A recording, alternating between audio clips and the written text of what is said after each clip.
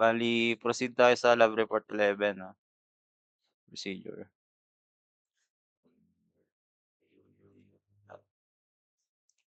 Bale start natin, then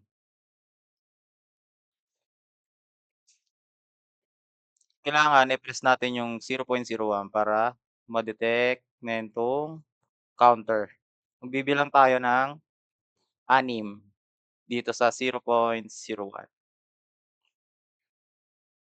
2, 3, 4, 5, 6. Bale ayan 'no, nabuksan na natin. Bale yung sunod natin is yung 0.05. Bale sa 0.05 naman is 7 yung sa counter, 0.05, pindutin natin siya ng 7, 7 beses pala. 1, 2, 3, 4, 5, 6, 7.